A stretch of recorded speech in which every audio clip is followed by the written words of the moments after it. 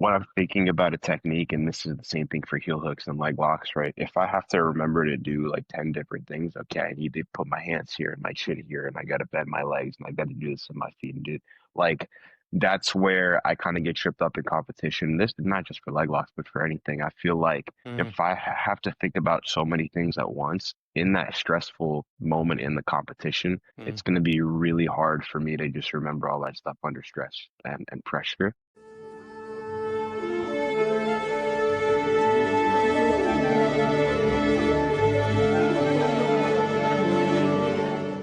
Welcome to Forever White Belt. I'm your host, Adolfo Ferranda. In this episode, we have Christos Papadelos, a PGF athlete, moneymaker, and three-time ADCC Open Champion. Christos is also the creator of the Enigma Jiu Jitsu grappling events and Enigma Jiu Jitsu.tv, training under legendary John Danaher and Gordon Ryan at Kingsway Jiu Jitsu in Austin, Texas.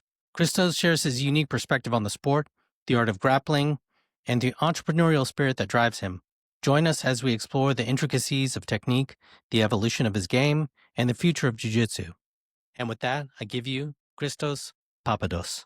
Christos, welcome to the show, man. Thank you so much for having me, bro. I appreciate it. Yeah, you're an interesting dude.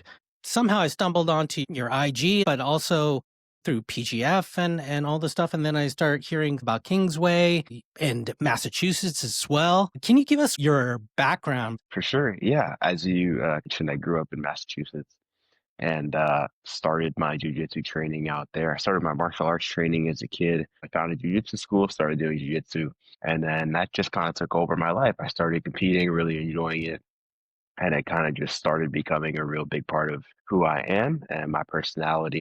Yeah, over time, I've been blessed enough to connect with like better and better people over time in the jiu-jitsu community, not just like on the mats, but off the mats as well. I've met some really amazing people. And I found my way ultimately to Austin, Texas when Gordon and Gary and John all moved down there. I think like the very first public class they were teaching, I was there on a trip that turned into not so much of a trip, but I just ended up staying. So I've been in Austin these last few years. And like I said, I've just been super fortunate and blessed enough to get connected with some really amazing people. And yeah, now here we are. Wow. So let's jump back a little bit to your time in Mass when you were doing jujitsu there. What was that whole experience like? Yeah, I started at a pretty traditional school under a Brazilian guy named Anderson Silverio. He gave me my blue belt, my purple belt, and my first couple of years of training was under him. Amazing coach, and he still has his gym out there in Mass. Definitely mostly gi, I would say. It was one of those academies where you show up and I mean, I was training twice a day, but there'd probably only be like two no gi sessions a week. So it's not like it was, really geared towards no gi. A lot of hobbyists in the gym, which of course there's nothing wrong with that. Like most of the people in jiu-jitsu are not trying to compete um, on a world stage level by any means. The training was very good, very experienced guy. I just feel like over time, other people in the gym didn't really have the same goals I had. So I kind of started trying to branch out a bit and just find like-minded people that wanted to do what I wanted to do. And over time, someone who became super important to my development was my friend Placido Santos. Most people know him as John's Uke and all his fanatics instructionals. So I became real good friends with Placido. And I would say for probably like 2 years, bro, maybe 2.5 years, all my training was done in Placido's kitchen. It's actually like crazy looking back at that now, but we had 8 puzzle mats that we'd put in the kitchen, and the ninth one didn't fit because his fridge was in the corner. So I'd say that's really where I started to learn really like a majority of the techniques I know now, I first learned in my guy's kitchen. So That's that was a crazy. really interesting, yeah, it was a really interesting time period, but I did learn a lot, and I owe him so much for all the help he gave me and all the training he gave me. So that was a good chunk of my training for a while. And like I mentioned before, I always knew I wanted to come train under John. When these guys were in Puerto Rico, it was a closed private session group, so I was never able to make it out there. I went to New York maybe like 4 or 5 times ever with Really? Placido, just a handful of times, did John's classes. And when I pulled up to Austin, I guess he recognized me and he was like, "Oh, it's good to see you." And then I got invited to the pro session, started training with these guys. And after a couple of weeks, I was like, man, I really don't want to leave. So I just packed all my stuff up into my car, drove down to Austin. I don't know how I made it, bro. I bought that car for like $1,000 and it lasted me 4 years. I made it to Austin. Yeah, so that was pretty much the extent of my time in Massachusetts.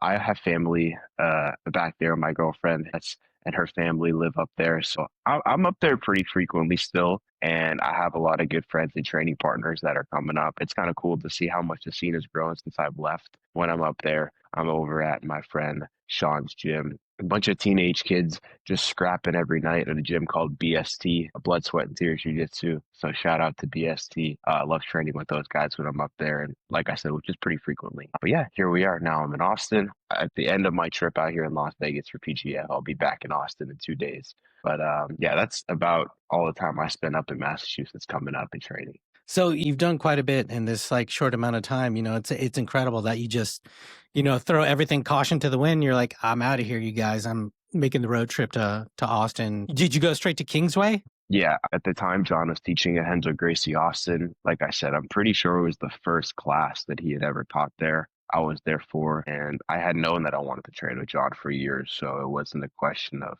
like, oh, am I going to go train here, here? Do I want to go try B Team? Do I want to go try Fight Factory or Template? Like I knew where I wanted to go off the rip. And the fact that there's so many other amazing gyms, like I just said, you got Fight Factory, B Team, 10th Planet, Six Blades. If you're a gi guy, Johnny's down there. Like even the competition, like I knew even the tournaments I was signing up for, things like that would get harder just because of how many good gyms were down there. But no, I always knew that I wanted to go train under John. That was never a question. So what is it like training under John? What were your expectations versus what you experienced with John? I've heard various different things in terms of length of class, amount of techniques shown, just how he works with the group versus individual. Yeah, that's a great question. I think in terms of straight up technique, there's no room in the world that's going to come even close. And I don't even think that's like debatable in any way. There's so many things that these guys do so much better than other people, but that goes both ways too. I feel like, maybe there's other rooms in the world that they do some other things better than we do it in one sense. I don't think that you can like anyone can go to one place and it be a perfect fit for every single person. That just doesn't make any sense, right? It's a case by case basis. So I might feel like a room like Kingsway is the best possible room I can be in. Well, someone else might feel differently. They might think, okay, not 10th Planet Austin is the best room I can fit in for my personality and my style and this and that, or B Team is better for my style and my personality and this and that. So yeah, I think it's just a case by case basis for me. I'm obviously super heavy on just gaining as much knowledge in the technique as possible. And beside, like I'm putting like all personal relationships and friendships I've made and stuff aside, like from a purely like training standpoint for my style and my personality, which I think are the two main things that should dictate and decide where you train.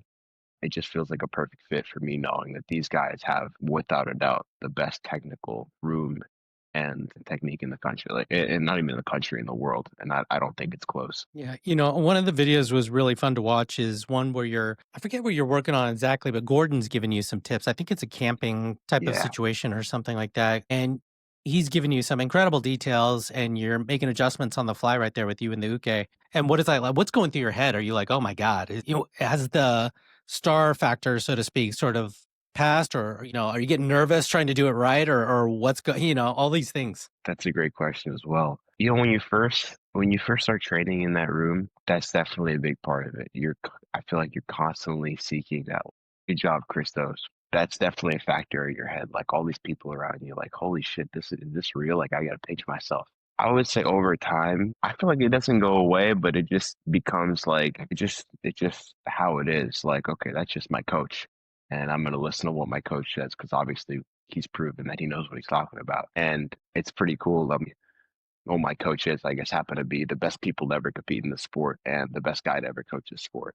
And that's the whole reason I'm there. That's a great question. I love that you asked that. In a sense, it does go away, but at the end of the day, you leave class, you take a step back, and you realize that, like, damn, I can just walk up to Gordon, who no one is ever going to probably touch in terms of competing in the sport, and ask him anything I want and really get a perfect answer. That puts me in terms of like luck and how blessed I am over pretty much like 100% of people in that sport. So it's really cool in that sense. I'm really curious about your game. as well, how your game has developed. I've seen you do all kinds of different stuff. And, obviously in PGF, you have that flash sort of just amazing knee bar finish. Talk to me about your game. How has it evolved and that whole arc? Yeah, I feel like my game's pretty interesting. I mean, obviously, I know positional control is important and this and that. I feel like really where I shine is just being able to hit submissions spontaneously out of nowhere. Like I make the joke, half of my submissions to PGF have come from bottom side control, including that crazy knee bar, which in my opinion, probably the best sub of the season. Yeah, I feel that's kind of where I'm different than a lot of people. I mean, of course I'm gonna play to the rule set. I feel like the PGF rules are like I was born to compete in that rule set just because again I might not be the absolute best positionally, but I know I can catch people and I have tricks and submissions that I can hit from pretty much anywhere, bottom side control, bottom mount, and when I'm in good positions obviously too. So I feel like this rule set and this format has really allowed me to kind of showcase that. Like I've let, even I think all the matches I've won, I've just let the guy pass my guard at least once, which makes zero sense in any context ever. But just having that confidence that I could submit anybody, I just need that one shot. That match with Hoffa was a perfect example. We were like 5 minutes in to a 6 minute match where he's just like doing whatever he wants for 5 minutes and it looks like I'm doing nothing. I know Hoffa's very good. I know his pace is crazy. I wasn't going to try to sit there and match his pace. So yeah, I just kind of waited for the right time and the right opening and did what I knew I'd be able to do. So yeah, I feel like that's a pretty good gauge of my game. Now, of course, when it comes time to actually worry about points and positions and things like that, I feel confident there too. But in a rule set that you get nothing for positions, I just don't feel the need to waste energy trying to maintain a decent position, especially when I have more matches to go throughout the day and throughout the month. Just a reminder to please give us a 5-star review on Apple Music and Spotify and become a VIP member for only 99 cents a month. Get ad-free episodes at anchor.fm/foreverwhitebelt/subscribe. And check us out on Instagram at Forever White Belt Show. Go buy your Forever White Belt swag at teespring.com/forever-white-belt. Check us out on YouTube now at Forever White Belt. Finally, if you ever get to beautiful Northern California, please come roll with us at North Bay Jiu Jitsu in Marin County, just north of San Francisco. They're amazing instructors and everyone there are great people. Mention the podcast and get 2 weeks free. Yeah, you're a 3-time ADCC Open winner. How did you plan for that versus a PGF? Very different. Yeah, super different. Man, with ADCC, I feel like that rule set is another one where you don't have to be the best grappler to win matches. And what I mean by that is, like I just said, with the PGF rules, I'm probably not I mean, maybe I am, but maybe I'm not. But even if I'm not the best grappler on this roster, it doesn't matter. I've been in first place for 3 weeks in a row for a reason, because I know how to manipulate the game and the rule set better than the rest of the roster. And I feel like with ADCC, it's a similar thing. The opens that I've won, I feel like, sure, I like a couple of those matches I won because I was just better than my opponent, but there were definitely times where I had a very skilled opponent in front of me. I'm like, okay, if we just go like skill for skill right now, this might be tough. I'm gonna have to bust out my knowledge of this rule set. And excuse me, I definitely feel that there's been matches that I've had at those open events that I've won solely because of my knowledge of the rule set and how to game it. I've worked as a judge at a bunch of events. My promotion, Enigma, used ADCC rules for a good period of time where I was the one actually having to judge a lot of the matches. I'm very good friends with Heath the ref. I swear nobody knows more about rules than this guy. This guy loves rules, so having him as a resource has been tremendous. And I feel like just studying up on the type of game you're playing, the rule set you're playing, and how to win in that goes such a long way. And I've definitely used every trick in the book to win matches under ADCC rules in the past. I'm also pretty good though, so I like I don't want to like talk down on You my kind of skill. have I to be feel to like win ADC Open. Come on. yeah, I feel like definitely my technique was up there and better than the guys I fought with too. But I do feel that that's a very big part of it, just knowing the game better than a lot of these other guys. That's fantastic to hear you. I think you're maybe the second guest ever, out of all the people we've had on that mentions this. I think Matt Kwan was the first and maybe the only guy that had mentioned it before, that reffing was super important. Learning the rules of every format was a game changer essentially, right? It's another sort of tool in your belt, to utilize. Some guys they just have this mindset of I'm gonna move forward and you know what I mean? I'm just gonna Yeah, whatever. yeah. And being strategic just seems like so important. I've seen that cost people so many times. I Yeah. was I was Yeah. at an open recently. I was at the ADCC Nationals here in Vegas, and the ref starts I think it's the finals match. These kids were like 8 or 9, bro. They were super young. The ref starts the finals match with 5 seconds, and then the kid pulls guard. He's like, wait, wait, wait, guys, stand up, stand up. We're gonna start over. And I forgot to mention, if you pull guard here, it's a negative since it's the final. And then the kids go over and the coaches explain it.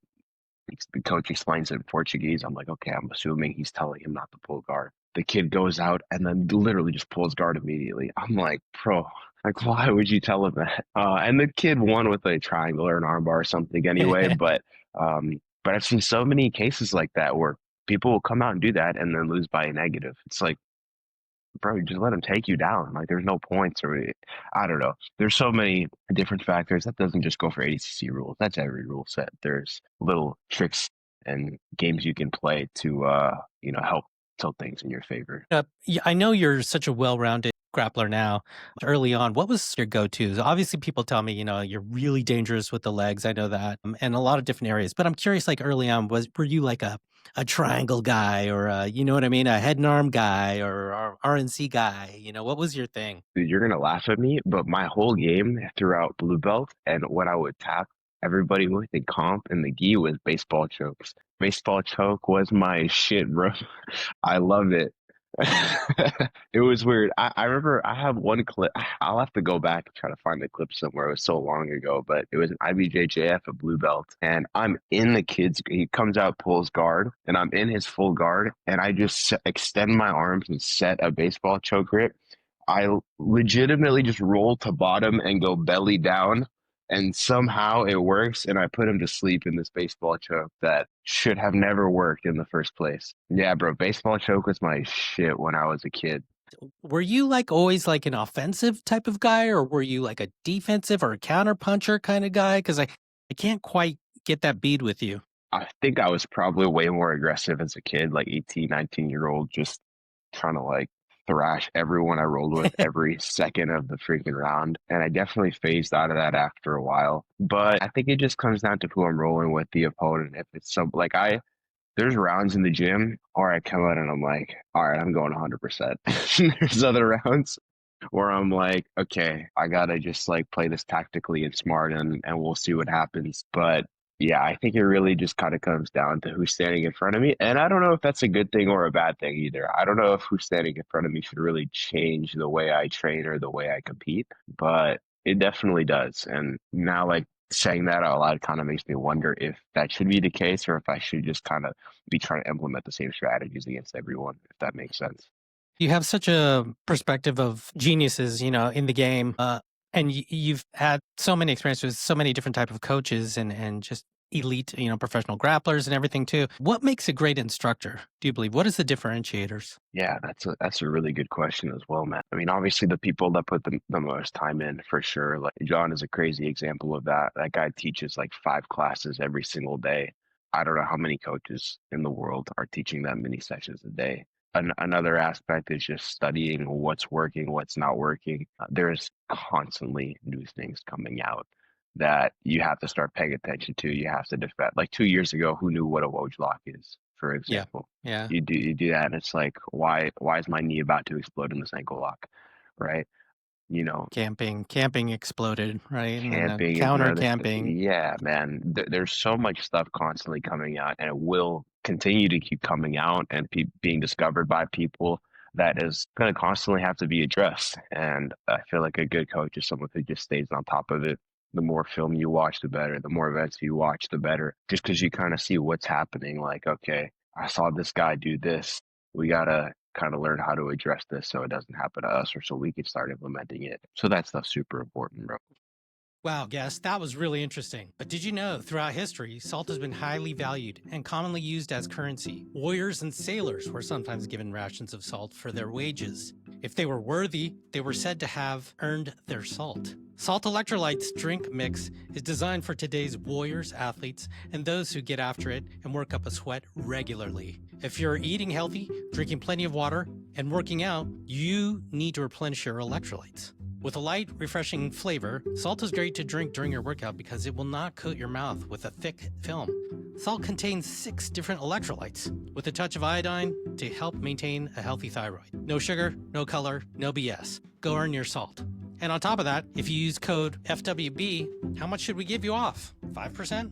10%? Nah, 15%, just because we're friends. Now go get it. Salt electrolytes. And then what makes a great student, in your opinion? I don't really know, to be honest, because I feel, like I said earlier, everyone is kind of different, right? I mean, I've seen people that will show up twice a day, every day for months, and then like still can't figure it out when they compete.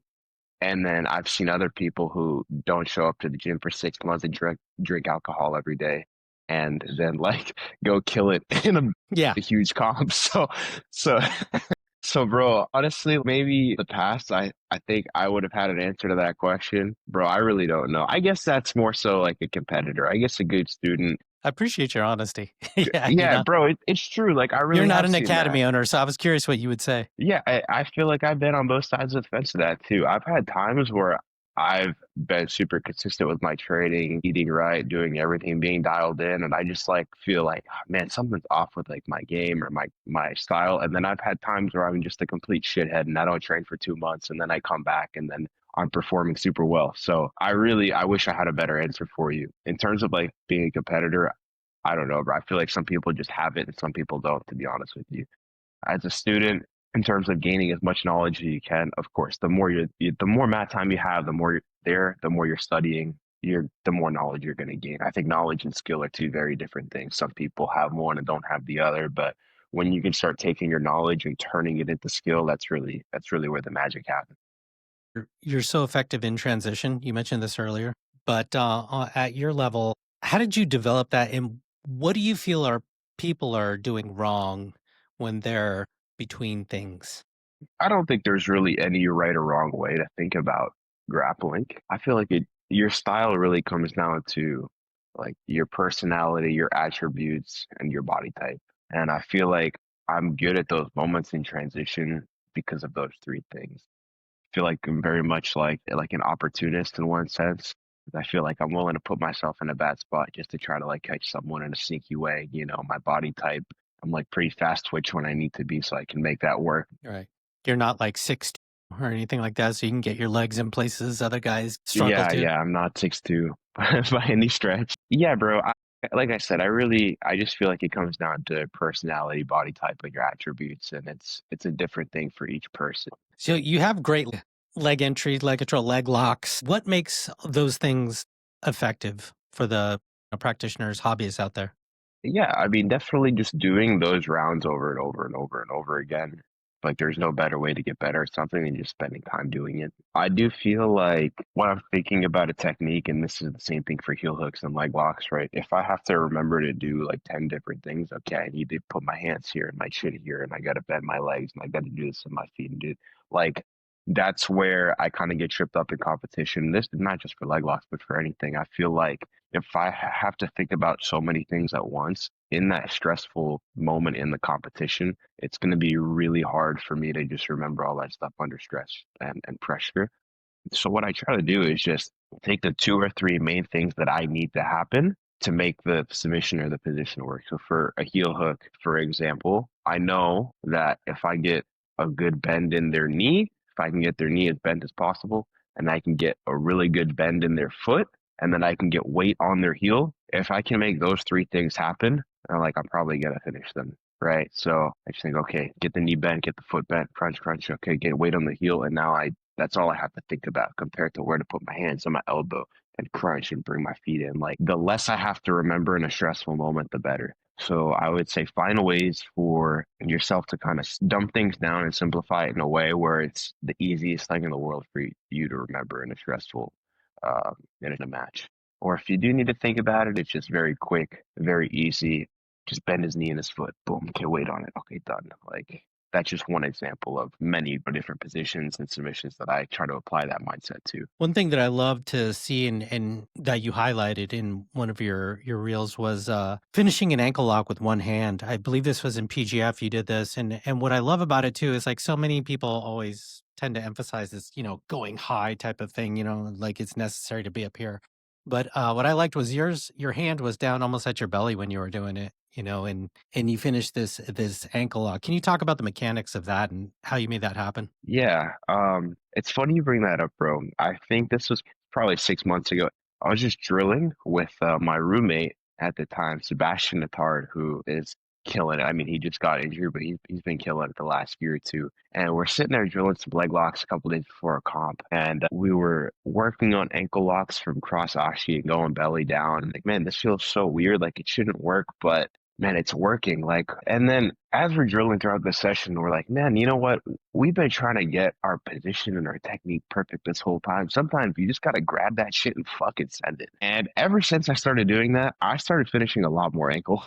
So I feel like half of it is, again, just not thinking about it too much and absolutely sending it. I also have seen recently a lot of people talking about these 3 points of contact with the floor. If you have two knees and your head on the ground, you could just start putting pressure Oh, hell yeah.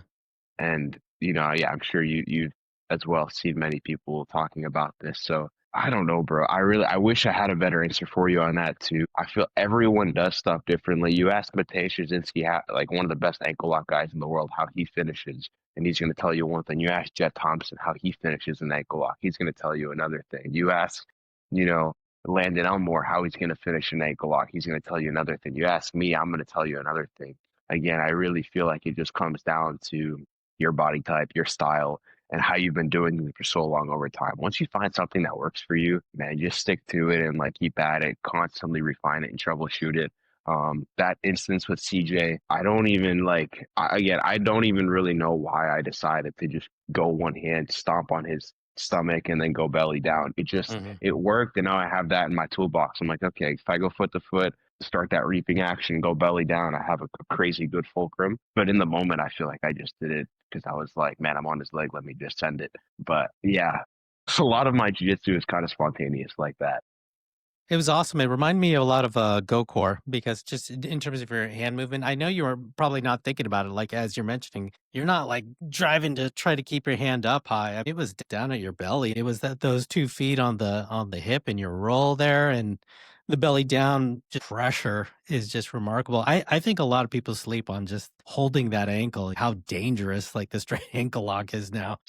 I feel like ankle locks have kind of become like the meta in a way over heel hooks. Like it feels like they're almost easier to hit than heel hooks because everyone's gotten so good at slipping the heel. I mean, man, you put someone in cross ashi or the saddle, like whatever you want to call it, and start hunting for an inside heel hook, bro. That shit is hard in 2025, bro. Everyone is good at slipping the heel. But sometimes you gotta grab that shit and send it. Like I said, I have more success doing that than I do sitting there trying to Right, get a bite on spinning, the heel. rolling and rolling. Yeah. Although I Yeah, have seen you do exactly. that. I've seen you roll and hunt for that heel, and then you finally get it, and then it's a done deal. Or you transition to something else. It's really cool. Yeah, of course. Don't get me wrong. Like heel hooks are always going to be a big part of the game. But yeah, I feel I've been seeing a lot more of that recently. People finishing more like ankle locks, Achilles locks, Woj locks than just regular heel hooks, which is super interesting. You actually got DQ'd from a competition once, right? For doing some sort of like I forget which lock it was in an IBJJF tournament,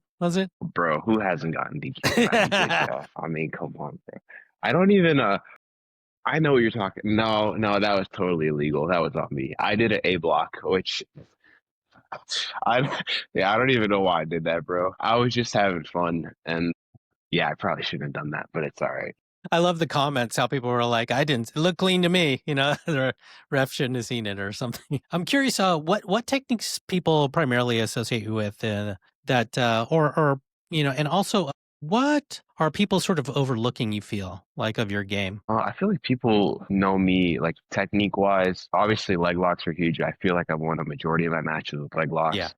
I also have a really solid front headlock that I haven't really gotten to display recently. I feel because everybody kind of knows that I like that position. So as soon as I get anywhere close to there, their hands come in, their chin comes down, and it's really hard to do much. I was able to hit one this season at PGF. I just kind of baited a double leg and snatched up a guillotine. But anything from front headlock, I love. Most of the time when I'm teaching seminars, they're front headlock seminars, and people leave super happy because I'm dropping all the sauce I have for front headlock. But I'd say those two positions, front headlock and leg locks for sure. And I'm always trying to work everything, man. Like I've been super into triangles recently. I don't think I've ever hit a triangle. Actually, that's a lie. I've hit a triangle at maybe blue belt or something, but I feel like I'm doing those a lot in training, and people haven't really gotten to see that aspect of my game yet. There's so much I'm always working on. Can you give us some front headlock details and things that we need to or should look out for, similar to sort of you were mentioned on another techniques? Yeah, I feel like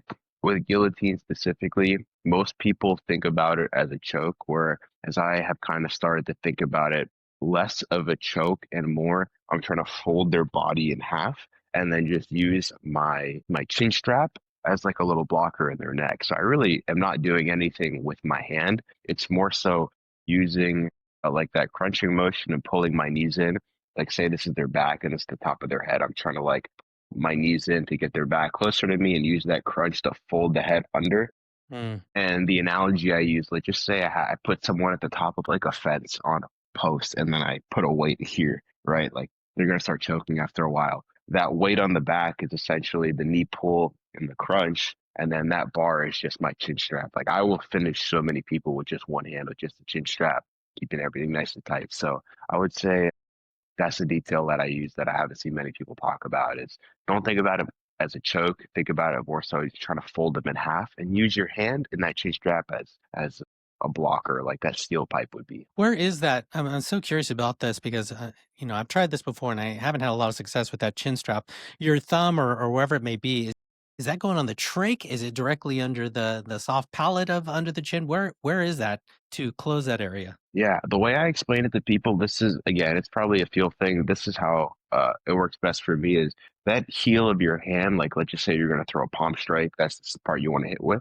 I like to put this directly in the middle of their chin. So I take that heel of my hand and put it on their chin, and then I wrap my hand and my fingers around almost to the point where like I'm around their whole cheek and touching their ear. And so I'm not just grabbing with the cup of my hand here. Like most people will put the middle of their hand, that soft part on the chin. I just feel personally it's not enough control. I'll shoot a little bit deeper to put that heel of my hand in the middle, and then my whole hand is just wrapping around their head. And when I keep everything nice and tight, when they go to pull away, it's nearly impossible. Wow, that's fantastic, man. Love that detail. Thank you for that. Yeah, for sure. Can you give me an aha moment? That's a super good question. Man, that detail with the guillotines, how I was talking about how I kind of switched my mindset of it more so just kind of folding them in half and using that as a blocker instead of a choke. That was big for me. A lot of the other stuff I do off of there too. Like if someone puts their back on the mat and those people go to mount them, right? I will like kind of match their roll and also put my back on the mat and then back roll and pull them up on top of me. That was another one for me too. One of my main like recounters to a guillotine that I got from Gary's own, and that was pretty game changing for me as well. There's just so many things. I feel like every time I go to class, there's an aha moment. There's always something that I always leave like, damn, kind of mind blown by that. That it definitely happens to me a few times a week back home. Was there ever a time that you considered quitting and why? Bro, definitely. Right before I competed for PGF the first time, I was kind of half in, half out. I hadn't really trained seriously in a while. I show up to class here and there, but I just didn't really, in a sense, I still kind of don't, but like I still kind of don't like see a crazy bright future for grappling. I feel like we've kind of peaked in a way as a professional sport, which is kind of sad to say, but I feel like it will always have its place, but I do feel like it's kind of peaked in a way. I don't know. I was just kind of worn down. I was just like unhappy seeing the landscape of how things were going, I guess. JI, ADCC, all the shit that was happening. Like instead of everyone trying to work together, everyone was trying to kill each other. And it seems kind of silly. Like this is never going to work. So it's pretty frustrating. And then I did the 205 PGF qualifier for season 7, and me and my roommate Sebastian, we ended up closing out the bracket. He beat me in the final. He got invited. I got invited as a reserve, and I was like, well, damn, I guess I got to train for this event now. Wow. And I ended up going out there. I had a couple matches on the third day. I had a real good time. And I was like, all right, I kind of see a future in this. PGF was like a big, really like a big motivator and kind of kept me sticking with jujitsu. And over time, I just felt like more opportunities opened up for me. I started taking like content creation, as you guys can see on my Instagram, my other platforms, way more seriously. I try to post every day and just kind of get like more eyeballs on myself as an athlete and my brand. I look at jujitsu very differently, like very, very differently than a lot of different people. Most people that do this at the level I do it at or higher, they want to be a professional athlete, and that's why they do this. I don't want to be a professional jiu-jitsu athlete at all. That's not why I do this. That's not why I train. That's at the bottom of my list. Yeah, you seem much more entrepreneurial. It's interesting. Yeah, yeah. I like the fact that I'm on PGF right now and doing as well as I am, and have been sitting at first for the last few weeks. I think that's just number one because I'm pretty good, and number two because I understand the format better than these guys. But with PGF and my performance here, without it, it really wouldn't change much for me. Like again, I don't see myself and like wanting to strive to be a professional jiu-jitsu athlete. I do jiu-jitsu and I compete, one, because it's fun, but two, I just see it as a means for myself to make a living doing something that I'm pretty passionate about and I don't hate. And the way I feel like I can make a living doing this is, a start is using social media. And that's why I post as much as I do. I do my technique stuff, kind of show people what I know. And that's really what jiu-jitsu is to me, is like a means to ultimately make a living doing something I love, not 10, 15 years down the road having regrets like, oh man, I could have done this or this. I just see it as a way to make a living doing something I'm passionate about. But by no means do I have these goals to go win every title in the book. If it happens, cool. If I'm skilled and talented enough to do it, great. I'll do my best. But I've seen what it takes. I've been around those guys that have done that and the sacrifices they've made. And it's just not something like that I want to do. Yeah, it's You insane. know, Yeah, it's it's insane. Most crazy. people don't Yeah. understand. Yeah. Yeah. So I hate to, bring more attention to this guy, but I want to get your thoughts on this whole Moneyberg thing. Yeah. Yeah, bro. I've never met the guy. I don't know him. I feel like it's probably not the first time there's been a situation like that. My coaches seem to like be friends with him and like him, so I don't know. I don't have any reason to dislike the guy. I don't really care. I know he trains. He hires really good people to come train him. What the training looks like, I don't know. We've all seen those videos of him rolling on the internet where you're like, bro, come on. I see both sides, I guess, bro. I mean, I see the people that are like, oh, this just completely devalues our art and our black belts. And like, what does it actually mean to have a black belt anymore? People who don't train or people who are thinking about training are going to see this and be like, come on, man, this is a joke. And then I see the other side too, where people are like, bro, who cares? I never really put much thought into belts, bro. I mean, I'm a purple belt. I've tapped countless black belts in matches before, and I'm like, okay, it's whatever. I personally don't care that much, but I definitely sympathize with the people that are like, man, this is not right. What are we doing here? So I see both sides. I'd like to get your thoughts. I mean, you're the one that talks to jiu-jitsu guys constantly in a public forum as well. So like, what are your thoughts on the situation? Well, I don't know, because I don't know if this is a marketing thing, you know what I mean, as part of his branding type of thing, in which case kudos, whatever it may be. And, traditionally, as the history of jujitsu, it was required to do like privates, a lot of privates, right, in order to get belted, really, right? So there used to be X amount of privates gets you equals a belt after so much time, typically, but there was a quid pro quo, so to speak, in order to advance. So I don't know, man. But it feels weird. I'm just curious because for better or for worse, he's like in the zeitgeist as of this recording of jujitsu, just social media, I should Yeah. say. It leaves kind of a weird taste in my mouth. It's not my thing. It feels very, I don't know, kind of marketing, kind of. It definitely does. I think if he had just said, "Hey guys, I earned my black belt," everyone would have, commented, "Yo, congrats, dude, that's awesome" on his post, and that would have been the end of it. No one would have said anything. But I do feel the fact that he was kind of flaunting the fact that he got it in 3.5 years and this and that, and he has the means to hire these people and other people don't, and this and that is definitely going to rub people the wrong way. Like I saw a video of him saying, "I'm way smarter than you," and Yeah. make more money than you and I could hire these coaches and that's why like I'm Right. Oh, you I'm a black butthurt belt and you're people. not. Yeah. Yeah, I don't know if I totally buy into that, bro. I think that's pretty like a scummy thing to say to people. Yeah, I think I agree with you in that sense. It was meant to be a marketing thing that just kind of backfired and now people are clowning on him. From what I've seen online, seems a little weird that he's trying to flaunt that in front of people. Again, if like I think if he just said, "Hey guys, I earned my black belt in jiu-jitsu," everyone would have been supportive and happy. But the fact that he was trying to throw it in people's faces is where it went wrong.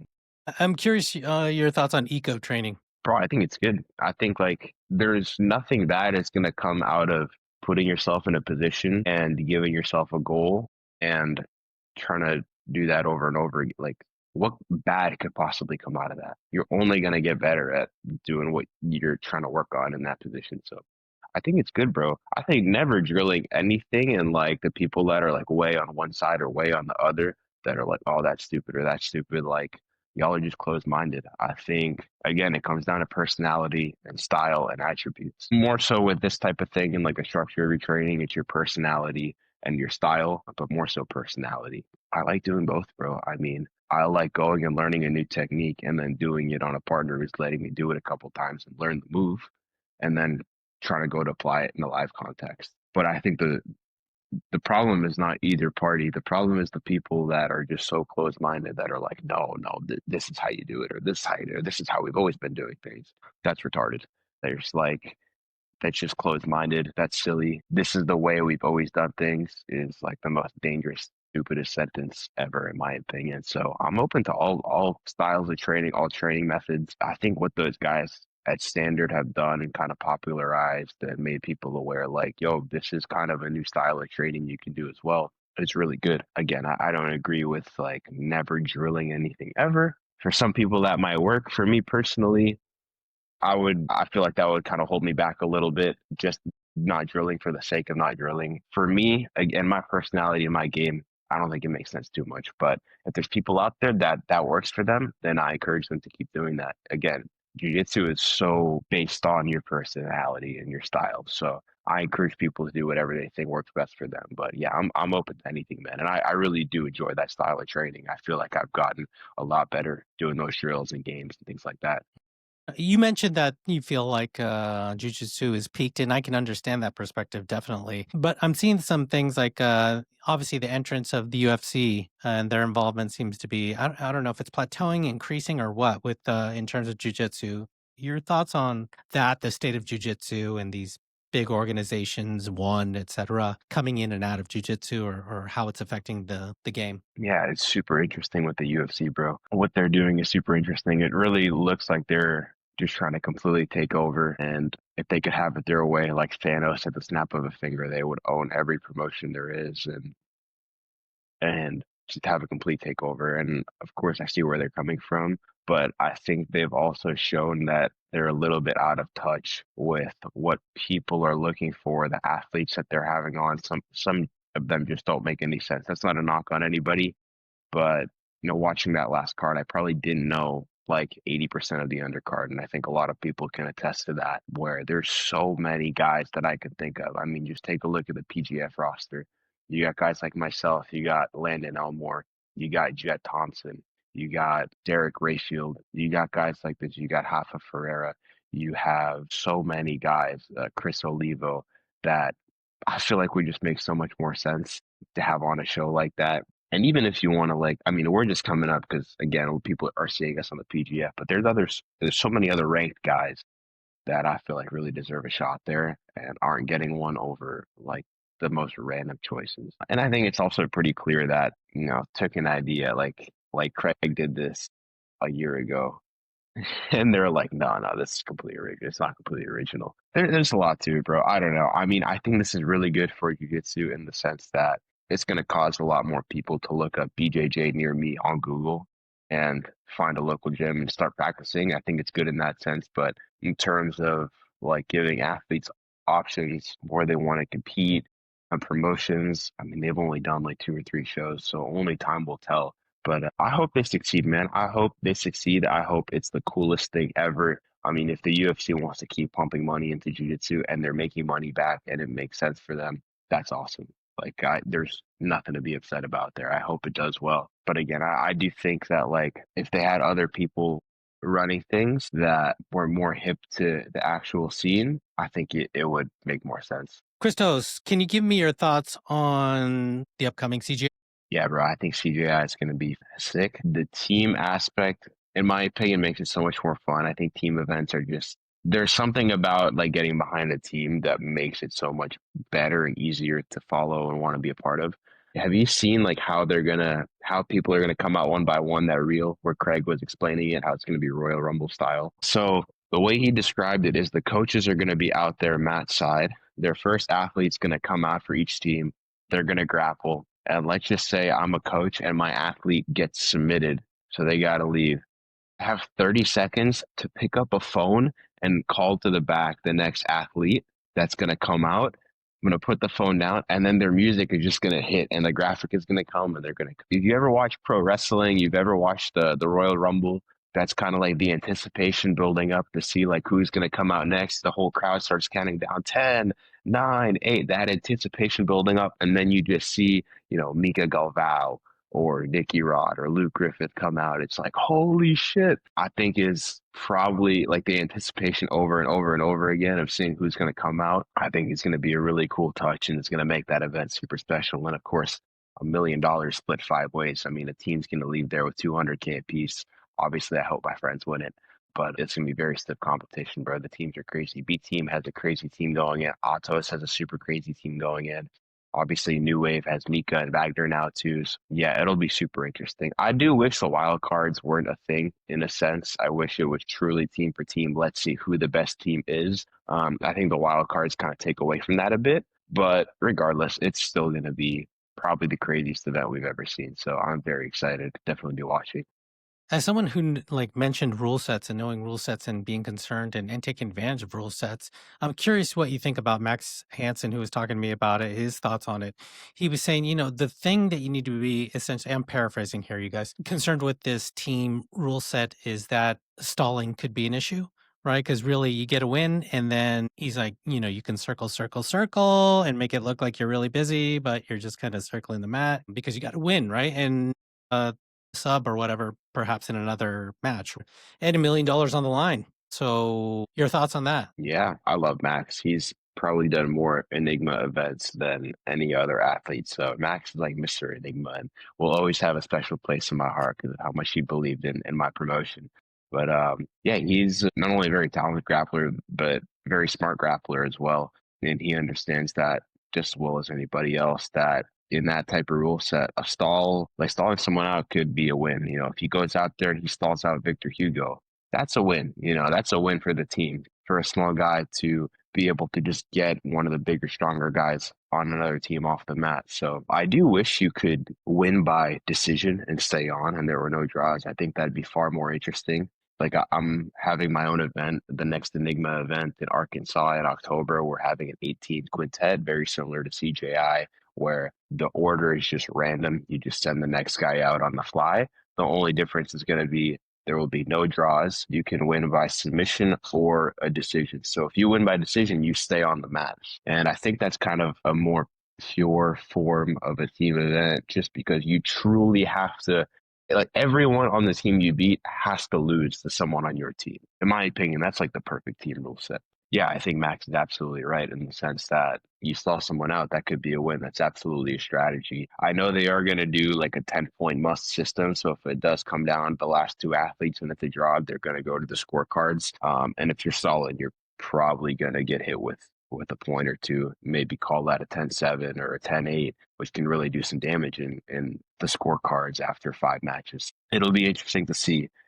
But that's always been a problem with team formats, I think, is the bigger guys having trouble subbing someone who's a bit smaller just because it's hard to sub someone in a short amount of time, like 6 minutes or 8 minutes, when all they're trying to do is not get subbed. I feel like even with PGF, we've seen that.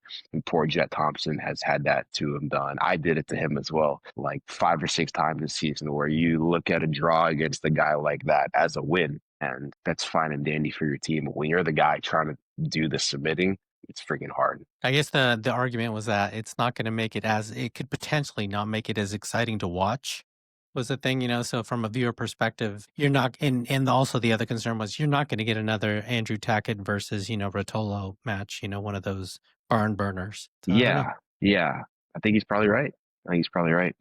Can you tell us more about Enigma? And then also, can you talk about Enigma Jiu Jitsu.tv? What is that and all that? Yeah, it's just two separate things. The Enigma Invitational is my event. We're about to do our 27th event, I believe, in Marion, Arkansas in October.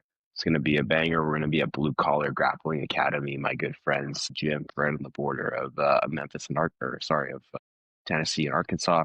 I've had a lot of fun doing that event, bro. We've done real big events. We've done real small events. We've done events where it's like 10 super fights. We've done other events where we give away $10,000 prize, where Max ended up winning that one. But it's cool, bro. It's been such an experience. I feel like it's given me kind of a different lens to look through, even being an athlete, like what these promotions are doing. Promotions really don't make any money. Like it's if you're a promoter and you make money, hats off to you. That's probably pretty rare that you make money on a show. The only reason I continue to do it and it makes sense for me is kind of like you mentioned, we have Enigma TV.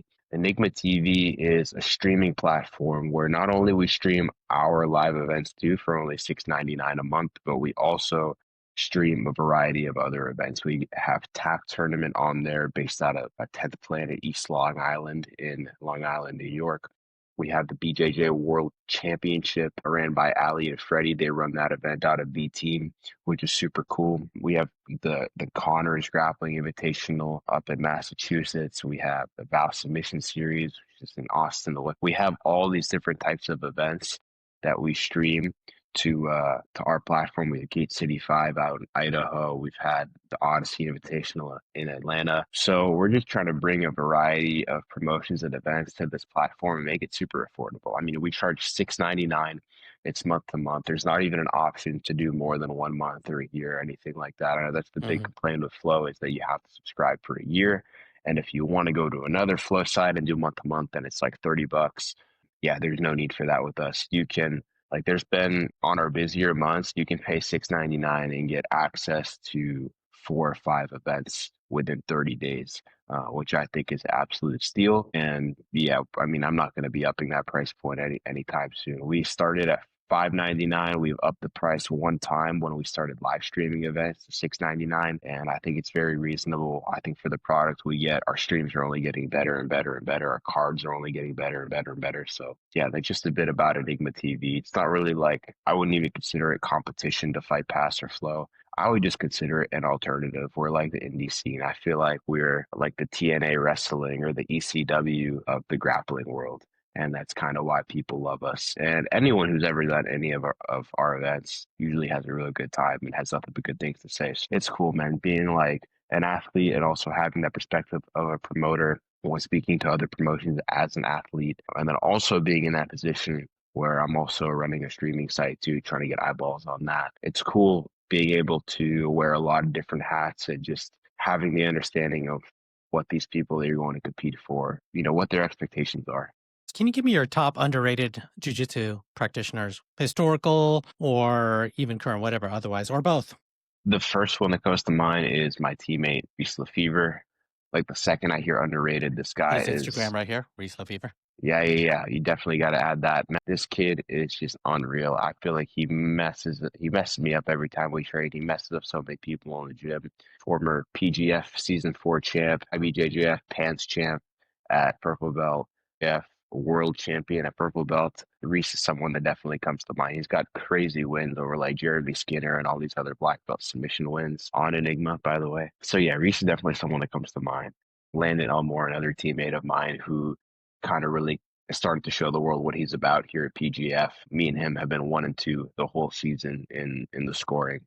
So those are two guys that really come to mind right there, Reese and Landon. Awesome. So, Christos, where can we get more information about you and everything that you're up to, man? Yeah, I post pretty much everywhere. I post Instagram, Facebook, TikTok, YouTube, um, Twitter, Snapchat, literally everywhere. It's all linked in my bio. Instagram is my main platform that I like to use. I like Instagram a lot. So if you guys use Instagram or Facebook, you can find me there. C Papadelos, or just search my name, Christos Papadelos. Hopefully, I'll come right up.